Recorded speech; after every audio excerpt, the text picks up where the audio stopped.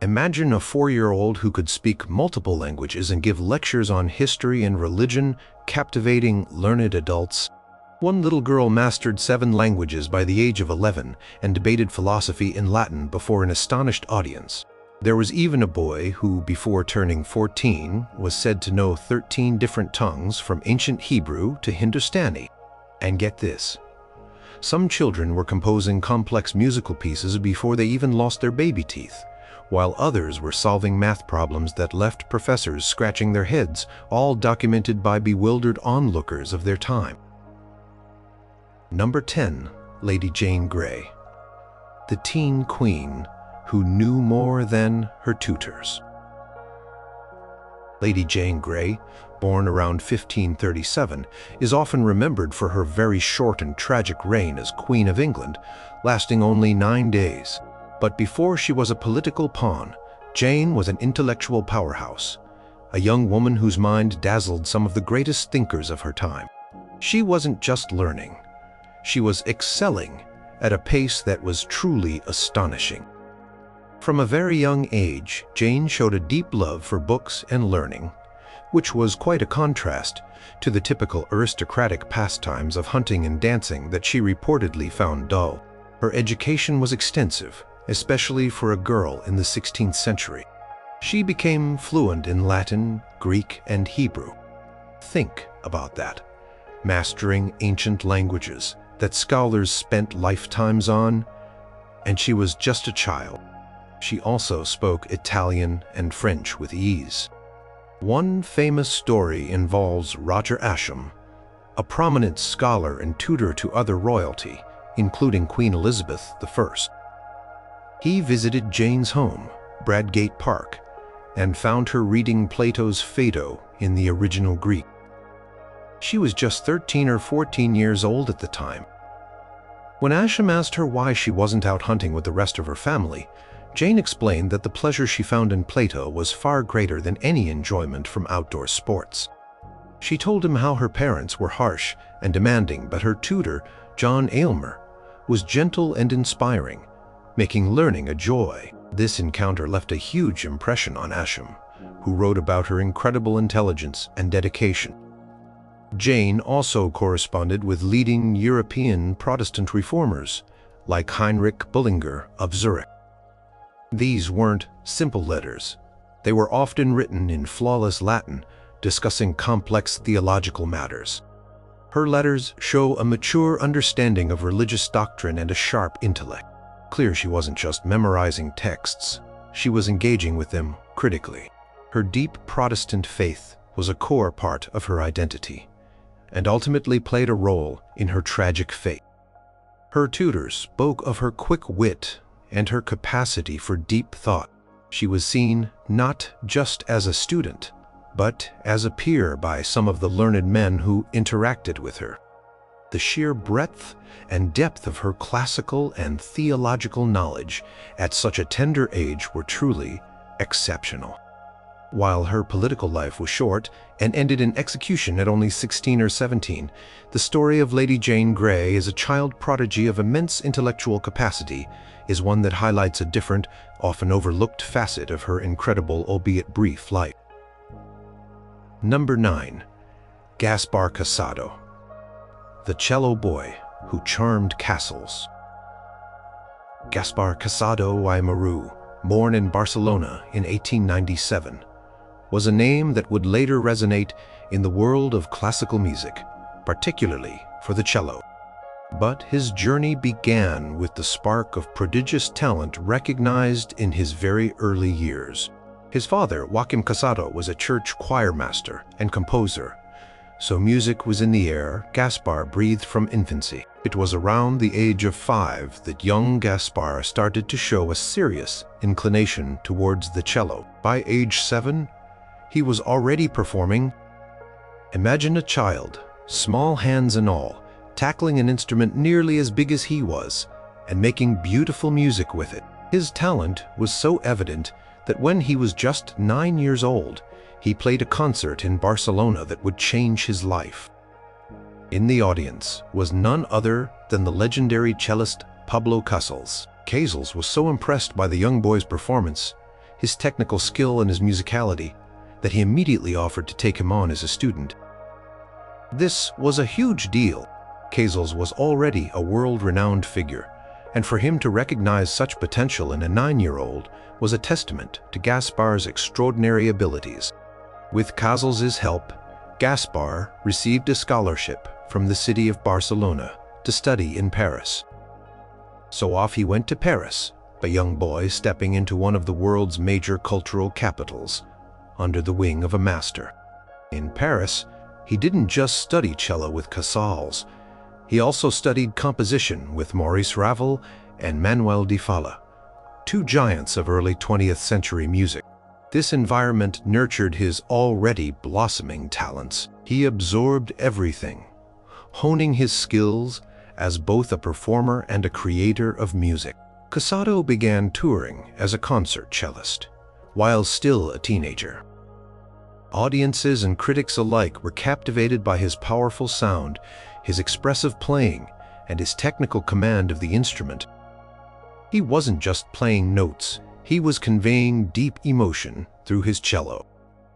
He also started composing his own pieces, many of which were infused with the flavors of his native Spain. His Requiebros, for example, became a popular piece for cellists. He performed with major orchestras and conductors across Europe, the Americas, and Asia, building a significant international career. While he became a respected artist, the story of that little boy who so impressed Casals at 9 gives us a glimpse into the incredible early promise that set him on his path. Number 8. Zerah Colburn, the farm boy who could out-calculate professors. Born in Vermont in 1804, Zerah Colburn was a boy who seemed to pull numbers out of thin air, performing calculations that would stump adults, let alone educated mathematicians, all before he could even properly read or write. His story is one of raw, almost unbelievable mental ability that appeared almost overnight. Ria was not yet 6 years old when his father, Abia Colburn, overheard him repeating multiplication tables. This might not sound too unusual, but Ria had received very little schooling, perhaps only a few weeks. When his father started testing him with more complex problems, he was stunned. Ria could multiply 2-digit numbers by 2-digit numbers in his head almost instantly. Then 3-digit numbers, then 4. He could state the number of seconds in a year or the number of rods in a mile without hesitation. News of this calculating boy spread. His father, recognizing the extraordinary nature of his son's talent, and perhaps an opportunity, began to tour with him. From 1810, they traveled across America, and later to England, Scotland, Ireland, and France. Ria, still a small child, would be put on stage, and audience members, including academics and scientists, would throw complex arithmetic problems at him. He could extract cube roots and square roots of large numbers, find prime factors, and solve intricate puzzles, all mentally. One famous account tells of him being asked for the factors of 294,967,296, which is 2 to the power of 8, times 3 to the power of 8, times 7 to the power of 8. While that's a tricky number, the real challenge came with larger, less regular numbers. For example, he was once asked for the factors of 4,294,967,297. This number was famously thought by Fermat to be prime. Zerah, after some thought, correctly stated that it was not prime and gave its factors, 641 and 6,700,417. This was a feat that had eluded mathematicians for some time. Despite his incredible talent, Zerah often couldn't explain how he arrived at his answers. Processes seemed intuitive to him. Attempts were made to educate him formally, with various patrons supporting his studies in England and France. He learned languages and other subjects, but his mathematical education didn't quite build on his unique talent in the way some had hoped. His calculating abilities also seemed to fade somewhat as he got older, or perhaps the novelty wore off. He eventually returned to America, became a Methodist preacher, and later a professor of languages. He even wrote an autobiography detailing his strange childhood experiences. Zerah Colburn's early years remain a fascinating example of a very specific, powerful, and seemingly innate mental gift. Number 7. Sor Juana Inés de la Cruz, the girl genius who craved knowledge in a man's world. Long before she became one of the most important literary figures of the Spanish colonial period, Juana Inés de Azbay y Ramirez de Santillana, later known as Sor Juana Inés de la Cruz, was a child whose thirst for knowledge was simply unquenchable. Born in what is now Mexico, likely in the mid-1600s, her exact birth year is debated, 1648 or 1651. Her early life was marked by an astonishing intellectual curiosity that defied the limited expectations for girls in her era. The stories of her childhood are legendary. It's said that she learned to read at the age of just 3.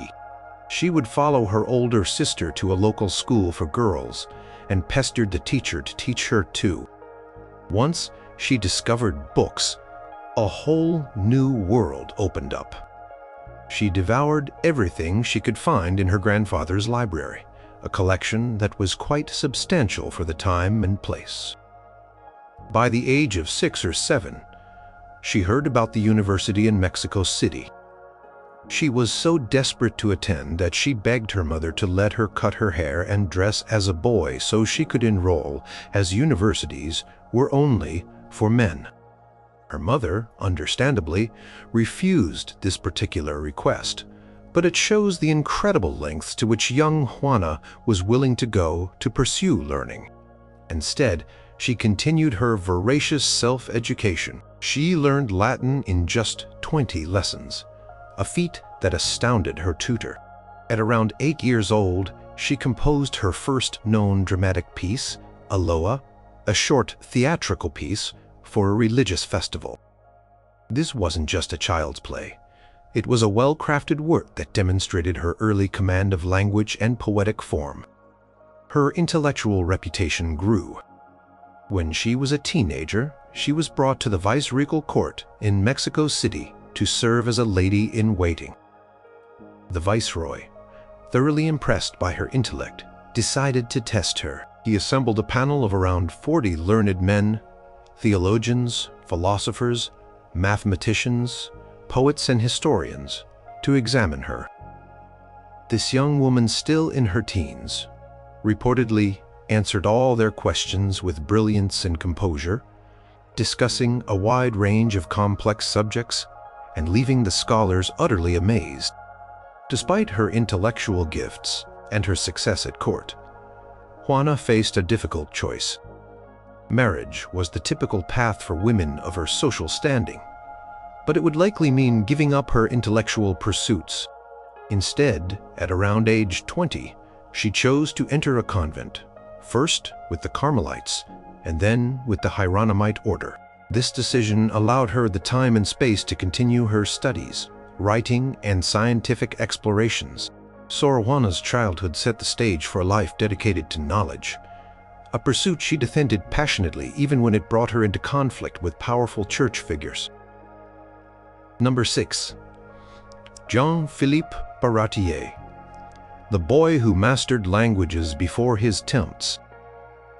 Jean-Philippe Baratier, born in 1721 in Schwabach, then part of the Margraviate of Ansbach in the Holy Roman Empire, was a child whose linguistic and scholarly achievements were nothing short of breathtaking.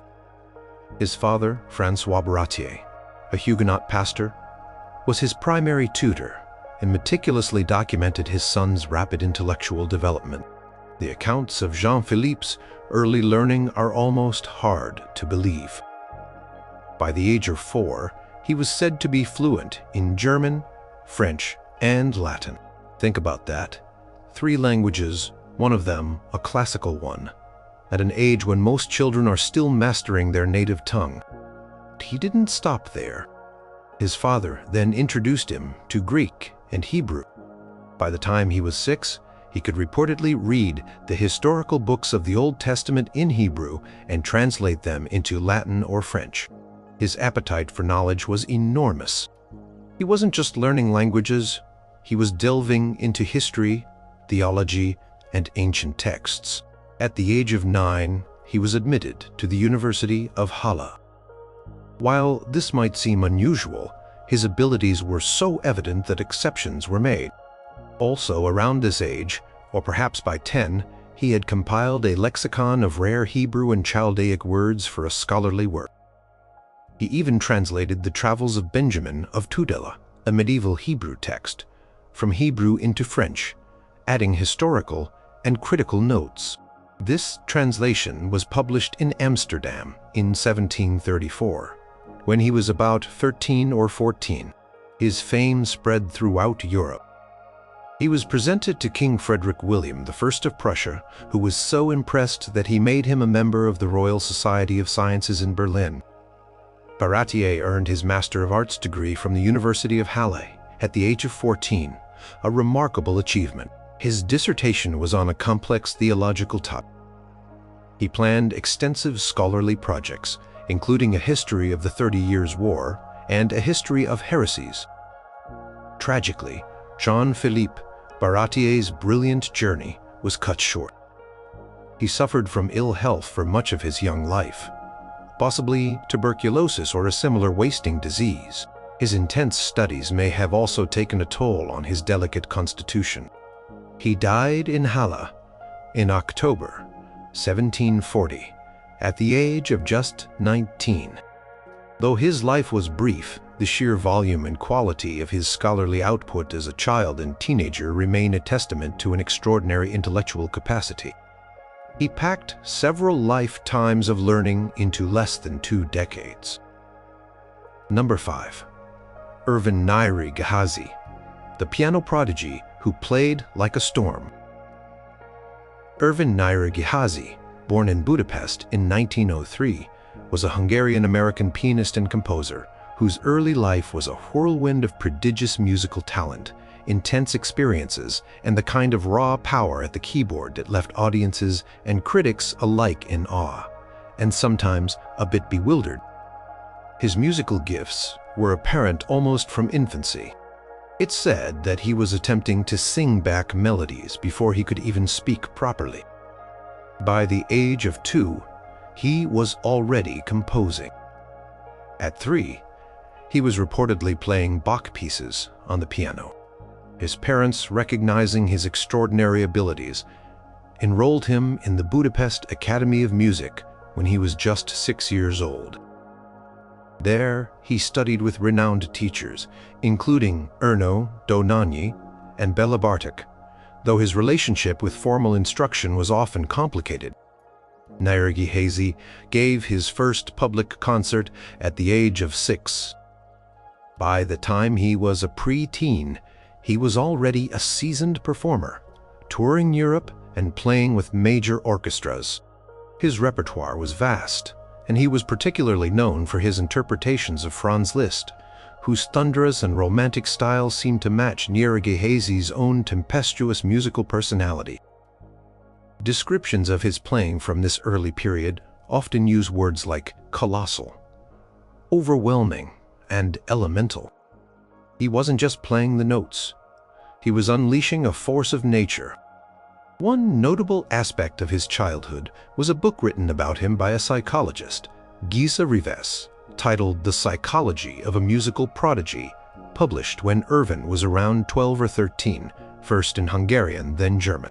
This book documented his incredible musical memory, his ability to improvise complex pieces, and his very strong, sometimes eccentric, musical ideas. It provided a fascinating, if somewhat clinical, look into the mind of a young genius. Despite his early fame, Nairi Gehazi's life was far from straightforward. He had a difficult and often contentious relationship with his mother after his father died, when Irvin was young. He moved to America in 1920, at the age of 17, making a sensational debut at Carnegie Hall. Critics were astonished by his power and unique style, though some found it unconventional or even excessive. His career in the following years was marked by periods of intense activity, followed by withdrawal and obscurity, financial struggles, multiple marriages, and a general disdain for the commercial aspects of the music world. Yet the stories of his childhood, the toddler composer, the 6-year-old concert pianist, the boy who seemed to channel Liszt, paint a picture of one of the most astonishing and perhaps unsettling musical prodigies of the 20th century. Number 4. Maria Gaetana Agnesi, the seven-tongued orator who mastered math.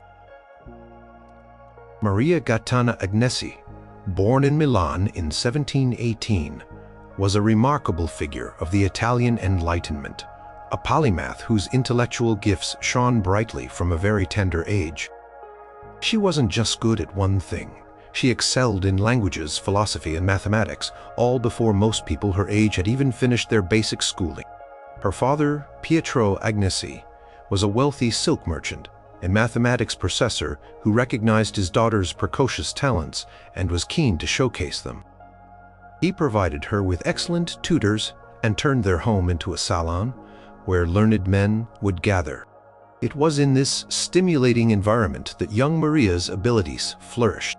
By the age of 5, she was already speaking French fluently. This was just the beginning. At the age of 9, Maria delivered an hour-long oration in Latin to an assembly of academics gathered at her home. The topic? The right of women to receive education. Imagine a 9-year-old girl, not only fluent in a classical language, but also constructing a sophisticated argument on a controversial social issue. This event alone would mark her as a prodigy, but her linguistic accomplishments continued to grow. By the time she was 11 or 13, accounts vary slightly, she had reportedly mastered Latin, Greek, Hebrew, French, Spanish, German, and of course her native Italian. This earned her the nickname the Seven-Tongued Orator. These gatherings at the Agnesi home weren't just for show. Maria would engage in discussions and debates with the scholars on a wide range of subjects, from philosophy and logic to natural science and mathematics, often responding in the language of her interlocutor. Her younger sister, Maria Teresa Agnesi, was also a talented musician and composer who would perform at these salons. While her linguistic and philosophical abilities were astounding, Maria Gaetana Agnesi is perhaps best known today for her contributions to mathematics. After her early displays of linguistic prowess, she turned her powerful intellect more towards mathematics and science. In 1738, when she was 20, she published a collection of 190 essays titled Propositions Philosophicae, which covered topics in natural philosophy, logic, and metaphysics based on the discussions held in her father's house. Later, she would write one of the first and most complete textbooks on calculus, In che Tuzuni Analitisch, ad Uesmo della Gioventù Etilanio, Analytical Institutions for the Use of Italian Youth, published in 1748. This 2-volume work was highly praised for its clarity and comprehensiveness and was translated into several languages. It included discussions of a curve that came to be known as the Witch of Agnesi. Her incredible journey from child linguist to respected mathematician is a story of extraordinary early talent nurtured into significant scholarly achievement. Number 3. Philippa Schuyler. The mixed-race prodigy who composed worlds. Philippa Duke Schuyler, born in Harlem, New York City in 1931, was a child prodigy whose life story is a compelling mix of extraordinary talent, unique upbringing, and the complex realities of race in America. Her father was George Schuyler, a prominent black journalist and author, and her mother was Josephine Cobdell, a white Texan artist and writer. They believed in intermarriage as a solution to racial problems and also had theories about nurturing genius, which they applied to Philippa. From her earliest years, Philippa was subjected to an intensive regimen designed to cultivate her abilities.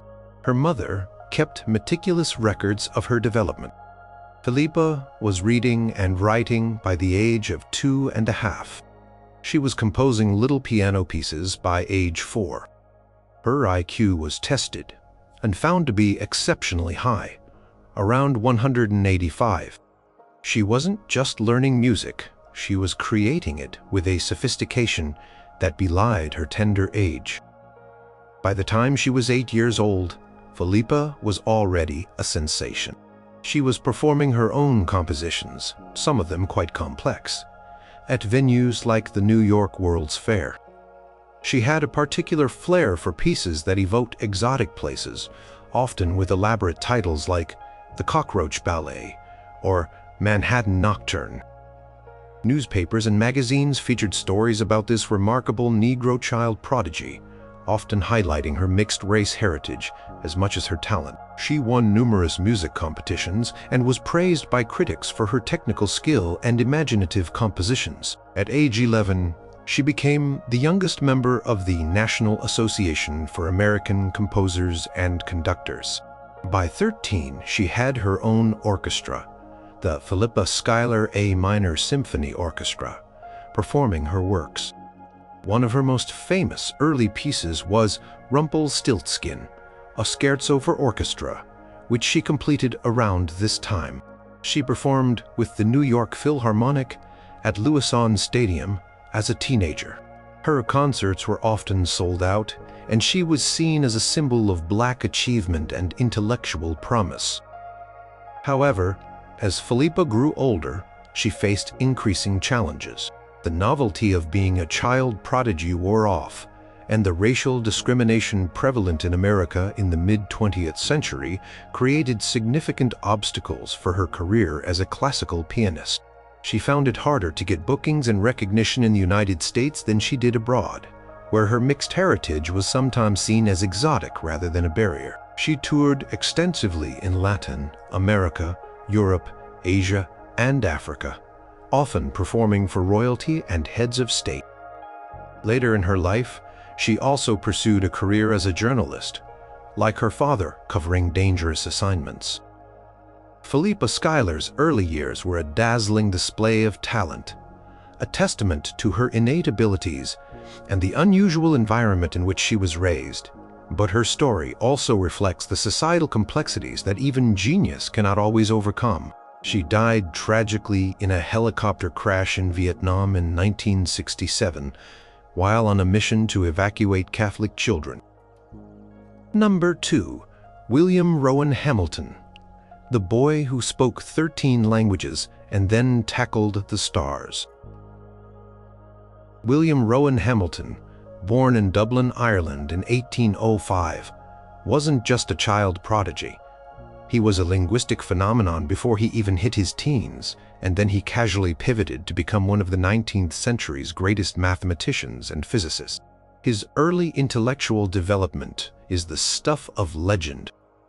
William's father, Archibald Hamilton, was a solicitor, and his mother, Sarah Hutton, came from an intellectual family.